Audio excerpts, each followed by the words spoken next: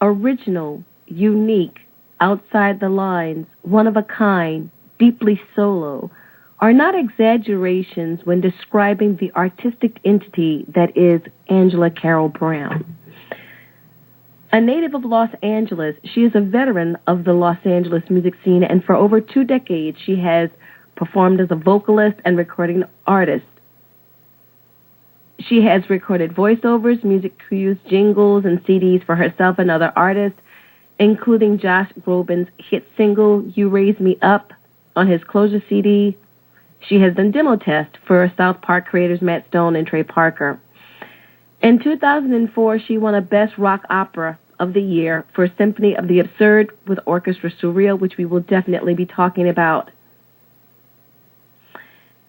And she was critically lauded off-Broadway for her one-woman show, The Purple Sleep Cafe. She is an extraordinary artist. She's deeply soulful.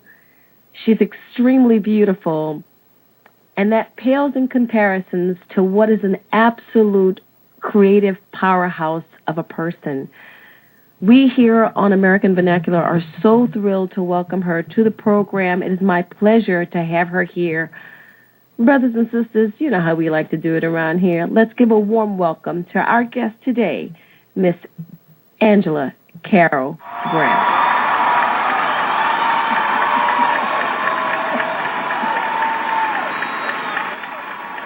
Welcome to the program, my darling. How are you? That's some applause. Well, we want to make sure you feel welcome, and that's how we feel about you being on the program. So thank you so very much. It is great to have you here. Oh, my pleasure. I've been looking forward to this.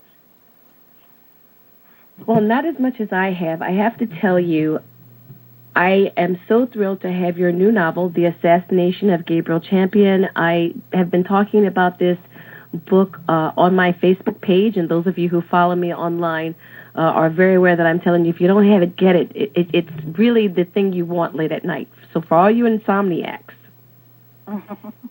this is not going to put you to sleep, but it will certainly help you dwindle down the hours. How's that? This book is really wonderful, and what's really striking about it, I have not finished reading it because I'm taking my time with it, and so I'll also disclose that.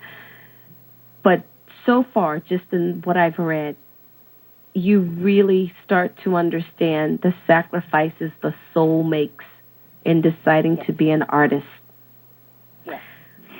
You really captured, not only on paper, but with such clarity, with such raw emotion, it really numbs you. As an artist reading this book, it is as if somebody literally sat down and collected all of my thoughts and emotions and the fears, the paranoias, the triumphs, the moments of I did it, the insecurities, everything that an artist feels, and truly from the artist's perspective, it's beautiful. It's really beautiful, so powerful, so moving.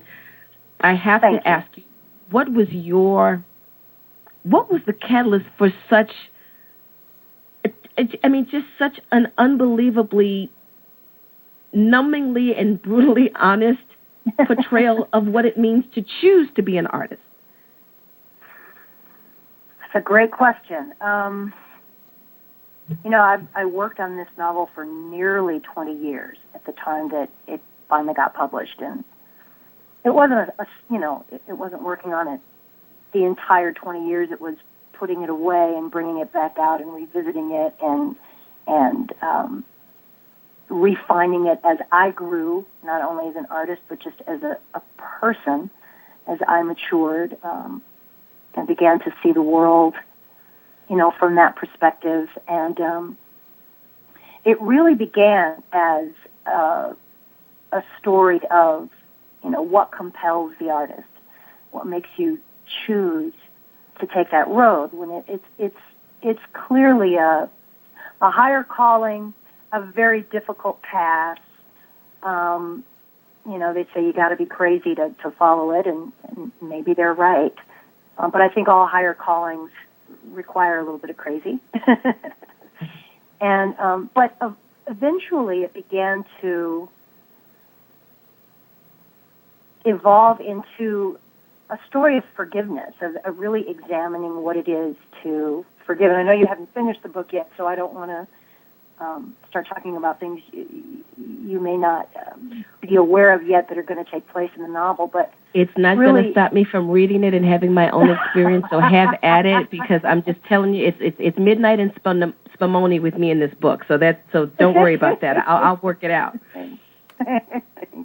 Well, yeah, it really became and blossomed in a way that was very unexpected for me. And to me, that's the thrill of being a creative person, is that when you are unfolding a baby or birthing a baby, I mean, it really starts to talk to you and tell you what needs to be happening. As the characters began to develop, they start telling me, well, this is where I need to go. This is who I am.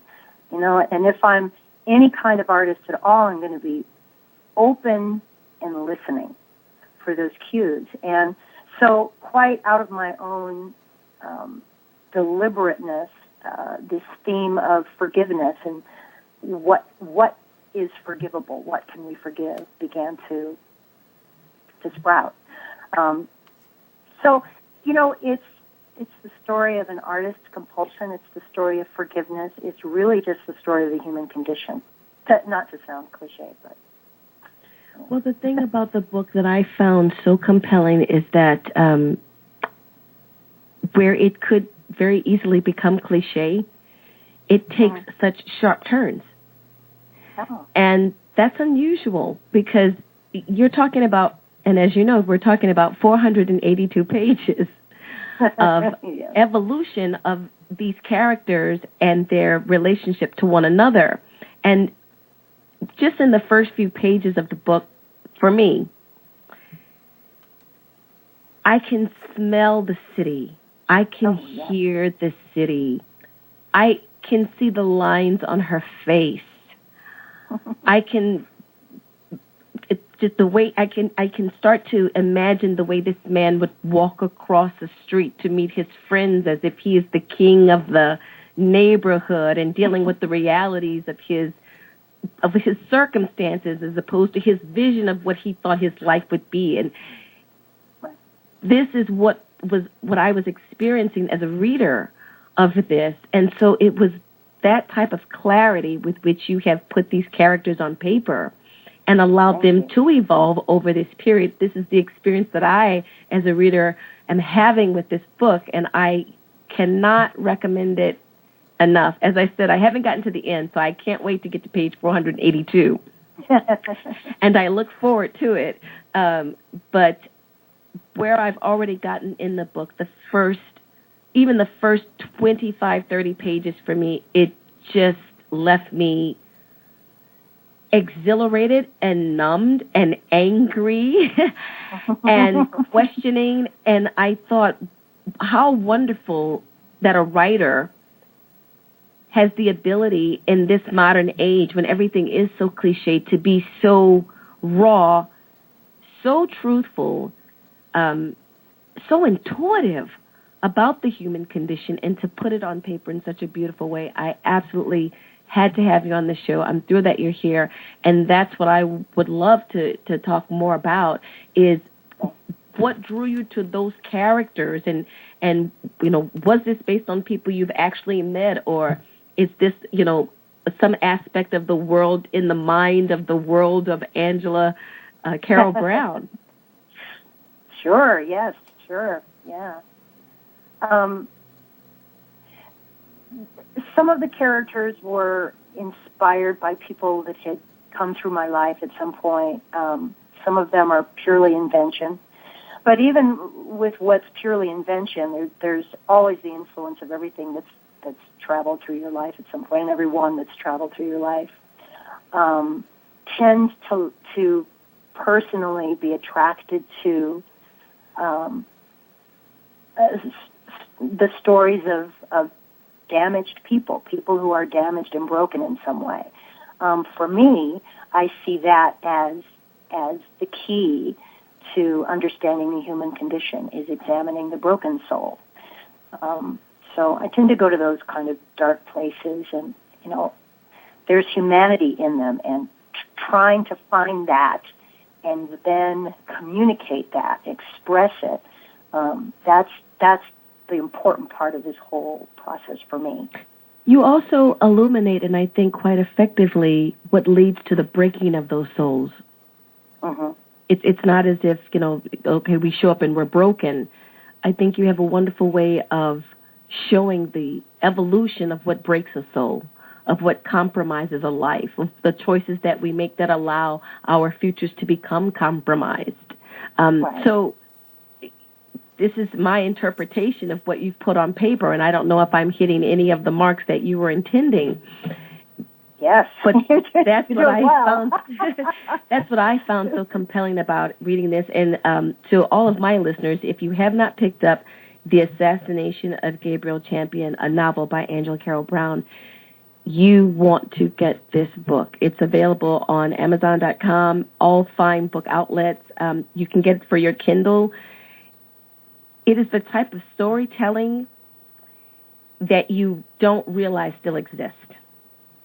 It's the type of vivid, clear, compelling, my senses are starting to tingle. If the phone rings, I think I'll blow something up type of writing that every person should experience. It's what I'm enjoying about the book. As I said, I'm really taking my time to get into it because you are a very clever writer, my dear. You are a very clever trickster, and you really do, by way of this book, you're taking people on. I mean, it's almost as if you think you're on one road, and all of a sudden there's all these little turnoffs. Yes. Yet they're still leading to one thing. So it's the ability to break off from what seems like one point of view and still keep it cohesive.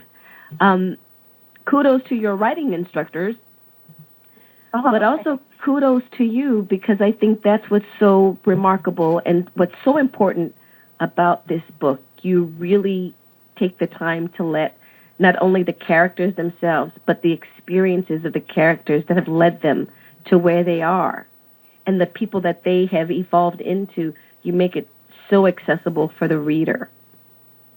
Thank you. Thank you. That's incredibly kind. It's incredibly true, and you should be very, very proud of it. And I'm going to take that kind compliment because I know other people are listening. But I'm far more truthful than kind for those people who don't know me. So with that said, we're going to leave it there. Tell me more about the inspiration for this book and why it took 20 years to write it. Well, there was a point after I'd, written the first draft and then did a rewrite, and that was probably a couple of years length of time where I actually did start submitting it around to literary agents to try and go the very traditional publishing route. And I did actually land an agent. She was never successful at selling the book, but that's really no real reflection on her. I think she's a remarkable woman. But it's a weird, difficult book, and I think at the time it maybe wasn't the timing for such a story, but also it wasn't in the condition that it needed to be. And that required pulling it back and letting it sit for a while and growing a little bit as an artist and going back in and applying what I now knew as a more evolved human being. So it required some maturing of its own, which is really why it took 20 years. It just required maturing from my standpoint. But I think it's the book it's supposed to be now. Well, the book that it is, and the book that I've experienced so far is really quite compelling. Nona Child is in love with artists, and I think that's very true of Angela Carole Brown. I think you are really in love with artists and the way that you talk about artists, the imagery that's sort of, it's blurred, it's dreamy, it's soft-focused. You have a way of taking the razor out of the situation and also adding that element to the story, to the experience. Wow. You're quite a writer yourself. Thank you. Well, I think, as somebody who really does appreciate the written word, as someone who grew up who really has a love for people who have the courage to put their thoughts, their feelings, their emotions on paper, you do look for those people who ring a different bell for you. It's one thing to find a book or discover reading, but as somebody who enjoys reading, you're exposed to a lot of stuff, and it isn't all good. And that becomes purely, that's subjective. What I may like, someone else may not like. What someone else may absolutely love, it's like, okay, how do I start a barbecue with this? But as somebody who enjoys the written word, who myself has a great love for writers, that's what I find so wonderful about the way that you have created this story, the way that you've created this character, where you start the story from. It's not glamorous. No. It doesn't spring on you like, wow, when everything was, a bed of roses. It starts in such a way, and I don't want to give too much away to the listeners, but it starts in such a way that it's like, wow. I mean, the gutter feels like the penthouse. Right. Oh, wow. I like that.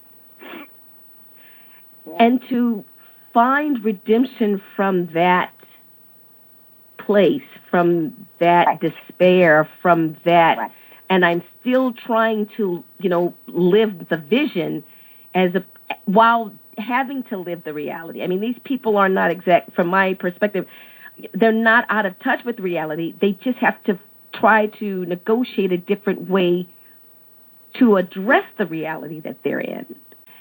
Right. And those first 10 pages, I have to say, I was like, I think I need a drink, and then I need a drink on top of that drink, because it really is the gutter as the penthouse. The blueprint for that, for starting the book off with such a blood splatter, figuratively speaking. Excellent visual. Was Richard Wright's Black Boy. The first time I ever read that book, I've read it many times, and I've revisited it quite a few times. The first time I ever read that book, that is a book that starts with a blood splatter. Yeah. That starts with a most shocking scene to the point where you're going, God, if the whole book is this, I don't know if I can stay with it. And then of course it pulls back and says, okay, now here's what we're going to expound on for you about this blood splatter. I'm speaking figuratively, but that was what gave me the blueprint for Champion. Was I want to open with a bang. I want to open with something that makes you fidget in your seat, that makes you uncomfortable. Oh, you opened with a Gatling gun. If you were hoping to open with a bang, I think the drone people might want to have a conversation with you. You've given the Enola Gay a run for her money. Oh. It is that, but it is that in your face, and yet it has there's an elegance. There's thank you. Yes, there for all of that carnage at the beginning. Author's medical condition, his physical condition, what he's dealing with in that entire situation. And trust me, ladies and gentlemen, I am doing my level best not to give a lot away, because you want to experience this for yourself. You have to get this book. And I hope all of the things that I'm saying are making you go, God, fidgety widget, I'm going to go get this book. Trust me, you are going to thank me for this. You're going to want to name your children after me. It's that good. The way you describe the reality of the man against the reality of who he thinks he is in the world, who he thinks he is to Ophelia, who he should be, what his place in the world should have been, and trying to negotiate between that harsh, and it is the harshest of realities. I was clenching my stomach. I could barely breathe and reading and having this man come to life on the paper. He wasn't just this flat image. He became very much a three-dimensional figure, as did she. Right. And it was important that you get his humanity in the midst of all of this nightmare. It was crucial, because if you didn't get his humanity at all, you wouldn't stick with it. You'd be like, okay, I'm out. I don't want to follow this man's story. It's the way you have very humanizing him. Yes, it was the way that you humanized him. For all of the things around him, you were still able, as a writer, as a creator, as an artist, to make the reader recognize underneath all of this, underneath the exterior of everything, under all of the rings that encompass this life, at the end of the day, it is a life. It is a real life, and I think it's extraordinary work. Cannot recommend this book enough. We are visited today with the wonderful, the beautiful, the talentedly cubed. I call her that because just the talent that emanates from this woman is just boundless. Please pick up The Assassination of Gabriel Champion, a novel by Angela Carole Brown. It's absolutely terrific. Well, if people want to get information on how to reach you and get more information on your novel or get more information on upcoming performances, how would they contact you? My website, AngelaCaroleBrown.com. Carol with an E at the end. But I think if you forget that, you can probably still find me. Yeah, that's where my online home is. I understand we were talking earlier, and you were saying that your future at this point is really focused on writing more books. Do you have another one in the works? Well, I have two more. Okay, let me think about that. I actually have three more manuscripts that are actually already complete but need work. So it's just a matter of selecting the next one I think is the best one to put out and working on it, getting it in shape. So yes and no. I'm not actually writing another book at the moment, but I do have other manuscripts that I'm about to, dust off. Well, get to dusting. Yes. Because if they are even remotely close to the magic and madness and raw emotion that you have put into what I think is really a beautiful, moving, stirring, and deeply compelling work, The Assassination of Gabriel Champion, do not keep your public waiting. I highly recommend this book. It is just really beautiful writing. It's intelligent writing. I love that you don't dumb it down. You don't make it baby talk. Thank you. Yeah. Create emulsion for the soul. Excellent. Yes, thank you. And keep us posted on anything you're doing. Please come back and visit the show anytime. We consider you a friend here, and we're always happy to promote great artists creating great art. It's always a pleasure whenever I see you, whenever I get to hear you perform. We're going to play some more of your music, definitely, but I know you've got to get going, and I just appreciate you so much coming on the program to talk about your wonderful new book, The Assassination of Gabriel Champion by Angela Carole Brown. Folks, pick it up. It's great stuff. Anything you want to say before I have to let you go? Oh, just what a pleasure and an honor to spend this time with you. Thanks so much, Sandra. You're wonderful. It is always a pleasure, my darling. Come back and visit us anytime. Guys, you have been listening to the wonderful, the beautiful, the very talented Angela Carole Brown visiting us here for the last 45 minutes on American Vernacular, our Spirit and Soul Sundays for our Life on Stage series. Definitely pick up the book. You can find her online at www.angelacarolebrown.com. That's Carol with an E. And check out some excerpts of the book. Also, for those of you who are interested in her blog, Bindi Girl Chronicles, go to bindigirlchronicles.com and you can get that information too. You are listening to American Vernacular Spirit and Soul Sundays only on the Blog Talk Radio Network.